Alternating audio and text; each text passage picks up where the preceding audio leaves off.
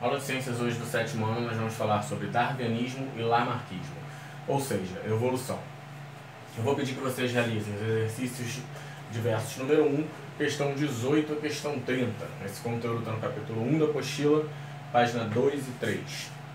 Então, gente, dando continuidade ao nosso estudo da evolução, hoje a gente vai falar de dois grandes estudiosos, dois grandes pesquisadores da história, que é Lamarck e Darwin, tá? Qual é a grande importância desses dois pesquisadores?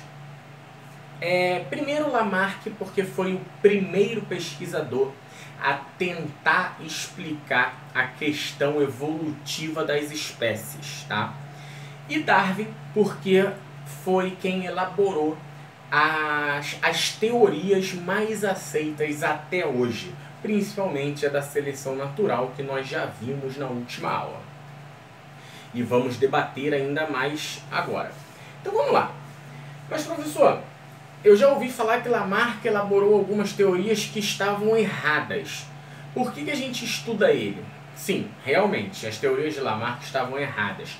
Porém, a gente estuda Lamarck e dá uma grande importância para os estudos de Lamarck justamente porque ele foi o primeiro pesquisador a tentar entender, a realizar experimentos para explicar a questão evolutiva das espécies. Mesmo que ele tenha se equivocado em determinados conceitos, em algum caminho que ele tenha seguido para tal explicação, ele conseguiu, tá, abrir as portas para esse meio de pesquisa. Era uma época onde se tinha muito preconceito com as teorias evolutivas, você era muito recriminado de estudar as questões evolutivas, principalmente por causa de questões religiosas. Então ele foi o primeiro pesquisador a tentar combater esse tipo de preconceito e abrir as portas para esse estudo. Existiram outros antes dele? Obviamente que sim, porém ele foi o que chegou mais perto devido às suas teorias que na época foram aceitas com bastante embasamento, ok? Então vamos comentar um pouco sobre esses estudos de Lamarck. Lamarck elaborou duas grandes leis que até hoje são muito confundidas com as teorias de Darwin. E aí entram várias pegadinhas e confusões na cabeça dos alunos. Lamarck dizia que existia uma lei chamada de uso e desuso.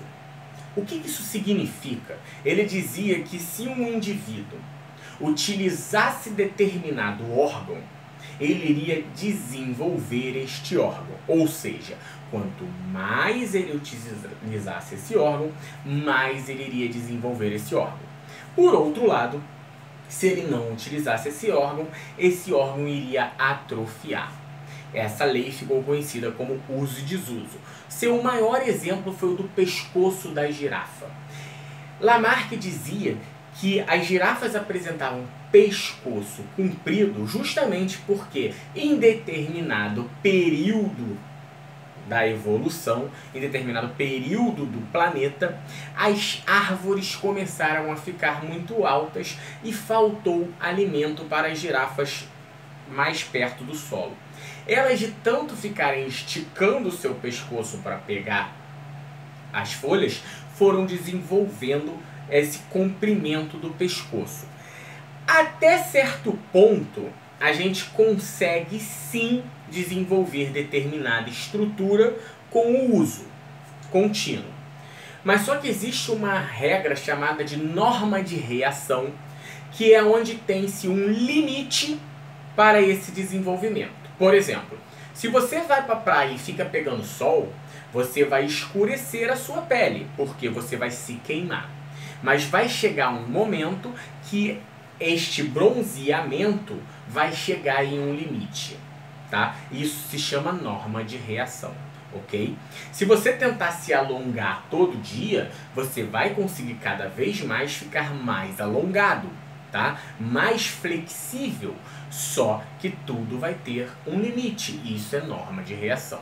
Então aí foi o primeiro erro de Lamarck, mas para a época foi uma grande teoria, ok? Segundo a lei, ele dizia que as características adquiridas eram transmitidas para os seus descendentes. Ou seja, a girafa, ao usar o seu pescoço, esticou o seu pescoço e passava essa característica para seus descendentes. Na época foi muito bem aceito, porém hoje, com o estudo da ciência, com o conhecimento da genética, dos genes, do material genético, a gente sabe que para uma característica passar para outro indivíduo, para os seus descendentes, essa mutação, essa modificação tem que ocorrer no material genético. Então vamos lá. Se eu estico tanto o meu pescoço a ponto de esticá-lo um pouco dentro da norma de reação, eu não estou modificando o meu material genético, não estou modificando essa característica a nível genético. Então essa característica não vai passar para os meus descendentes. Ok? Aquele velho exemplo que eu dei na última aula de uma pessoa mais magra que faz bastante atividade física, desenvolve musculatura. Isso não quer dizer que os seus filhos terão uma grande quantidade de músculo, ok?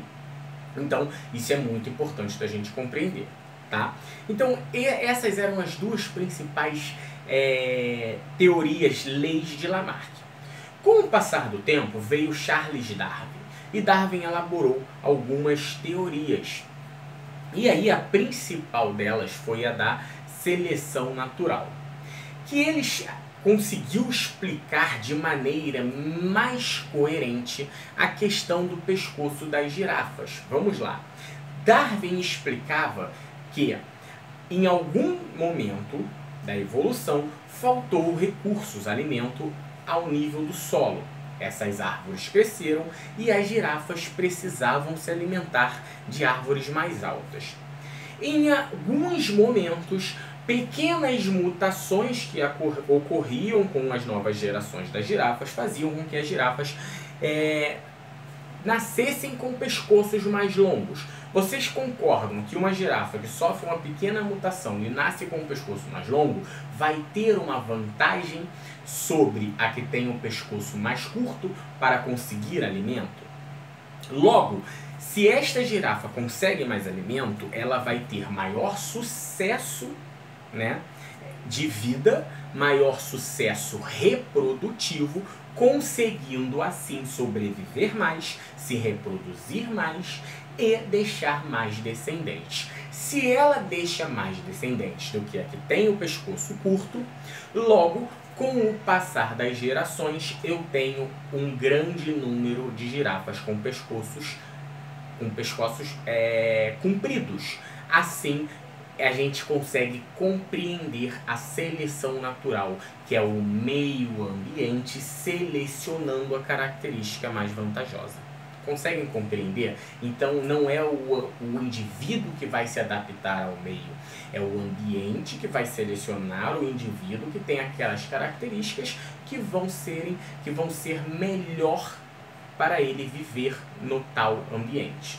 Conseguem compreender? Então, gente, quem pensa que o indivíduo se adapta para viver no ambiente tem um pensamento lamarquista, tá? Um pensamento errado. Eu sei que é confuso.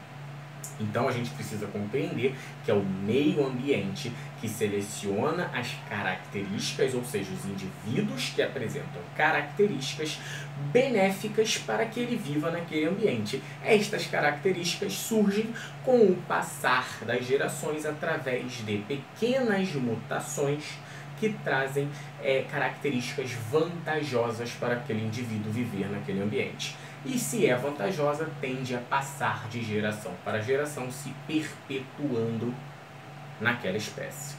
Ok? Então, gente, é basicamente isso. Espero que vocês tenham entendido, compreendido, mas como sempre faz um resumo que escrevendo a gente compreende muito melhor. Ok? Muito obrigado, até a próxima.